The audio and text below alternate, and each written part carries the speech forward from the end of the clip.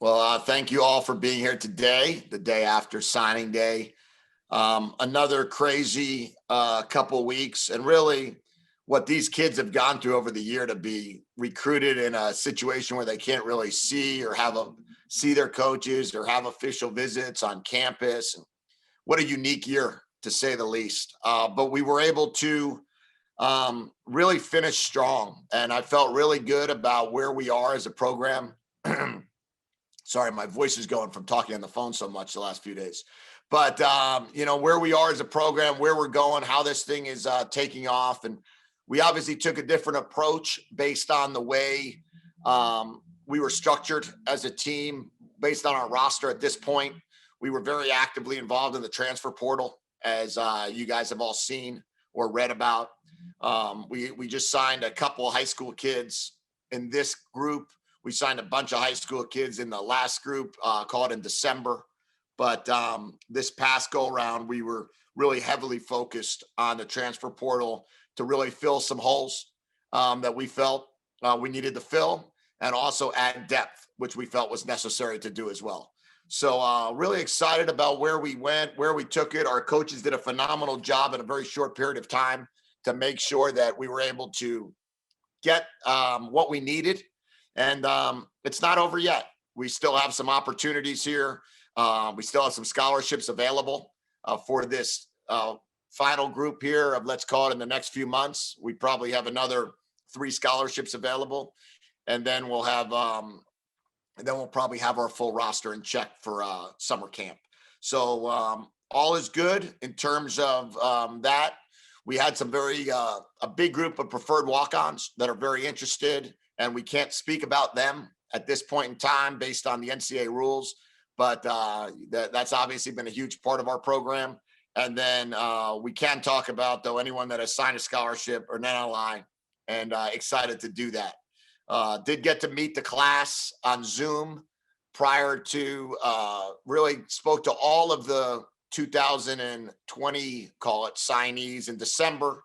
I spoke with all of them the first week in January on a Zoom call, and all their parents. And then obviously the latest group are guys that we brought in once we arrived. So we're all excited about everybody, and hopefully we can make our team better fast with the group that we have. So with that, I'll open it up to any questions, and looking forward to answering any of those for you guys. Coach, good to see you. One of the more notable things about your class is the number of transfers you were able to get. What was your selling point to these guys? Well, we start every conversation with the personal relationship, and how it's personal has really taken on a mind of its own in terms of the communication, how we talk to these kids, and these kids understand it and recognize it, that we feel in a short period of time we could build a pretty personal relationship. We also believe that we can help these kids get to where their personal goals are. And with that mentality, what we're asking them to do is to trust us in regards to helping them become a pro, on or off the field. And then also with our message that a lot of people that transfer from one school to another are transferring for 2 reasons. Either they want to get back closer to home because they're somebody from the West Coast or from Arizona that chose to go to a different school for one reason or another, or feel like this is the best opportunity to help them become an NFL player. And those were our 2 messages. And we feel really comfortable and really good about how that's worked itself out. And a number of the guys that transferred are in-state guys. How important was it to, get some of those guys to come back home?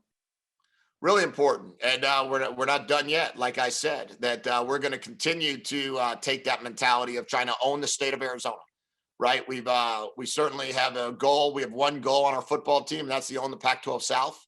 And we also, in the recruiting, have the goal of owning the state of Arizona. And we've got to do that. We can't let some great ones out, which we know that that's always going to happen, but we want them to be out on our choice, right? We want to make sure that we have the opportunity to get every one of those great ones in the state. And with that, it certainly started off right with the amount of guys that have come back from out of state back in state. And then the 2 quarterbacks that transferred in, a little bit different. What are you expecting out of those guys, and what made you want to get those guys to join the program? Well, we wanted to add depth to our quarterback room. That was a very important part of our strategy once we arrived. It came down to the fact that we needed to find a way to have more scholarship players, more depth, more competition in the quarterback room. We wanted to bring in a bunch of players into that room to go compete, and that's what we did. And the two that we can talk about today, one of them's from the state of Arizona, a very competitive player that's got 4 years left of eligibility. Big kid, Gunnar Cruz, can sling it around well, is athletic, is strong arm, does have some really good physical skill set. And then Jordan McLeod from South Florida. And you watch his last game against Central Florida, he completed 74% of his passes. He threw for over 400 yards, threw for 4 touchdowns against a good UCF team. And you could see a lot of his skills. So we feel like we got a really good group of quarterbacks already here.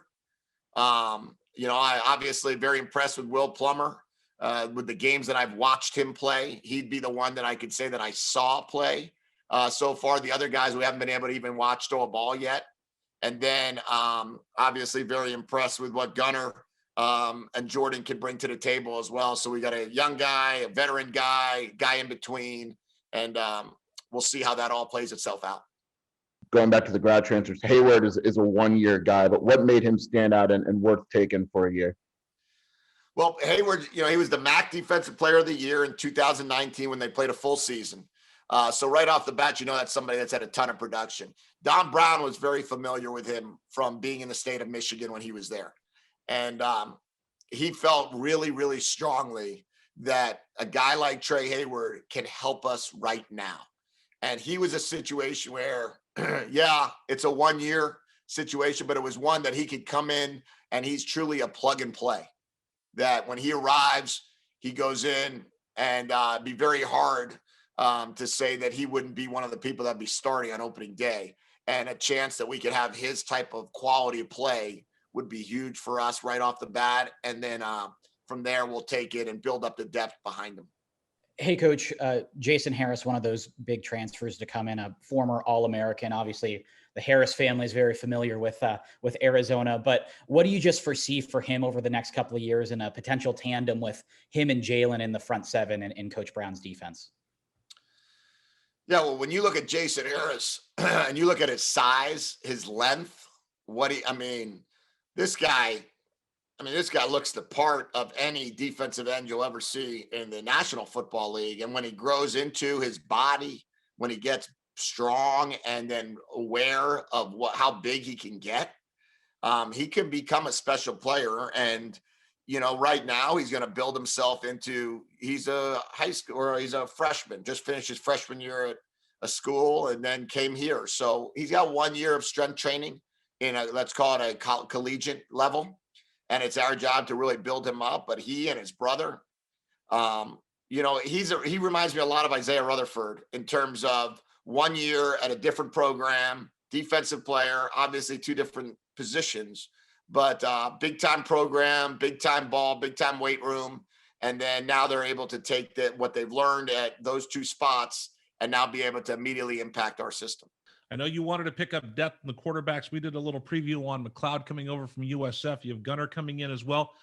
What are you forecasting this quarterback battle to look like, and what do they need to do to be prepared to win that job in camp?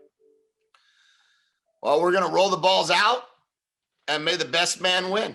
And that's going to be our mentality in spring ball and in fall. We're going to have a very hefty quarterback room. And it doesn't really matter to me whether they were a scholarship player or a walk-on or a preferred walk-on. If they're joining us and, if they're on our team, if they joining us in March, if they're joining us in May, if they're joining us in June. And really for me, it's a matter of who's going to be the guy that leads our team to the most amount of scores in practice. That'll be the indicator. Can you drive the team? Can you lead the team? When you get behind the center and we're having our scrimmages, or we're having our move the ball periods, or we're having those unscripted situations where your job is to go score, That's what we're going to keep track of. That's what we're going to determine who our starter is going to be. And I believe we're going to have an unbelievable quarterback competition. I believe there's a lot of players in that room that believe they should be the starter. I believe there's a lot of players in that room that aren't even in here yet that believe they should be the starter. And with that, we roll them out. The best man will win and the best man will start. And if it's two guys, then we'll have to play two, I guess. But we're going to do everything we possibly can to have a quarterback competition that's going to really bring out the best in everybody. Do you have a start date for spring practice at this point? Yeah, I think it's March 24th or 22nd, whatever that Tuesday is of that week. We'll go Tuesday, Thursday, Saturday for 5 straight weeks. No break. And that'll be our spring game. Will be Saturday, April 24th.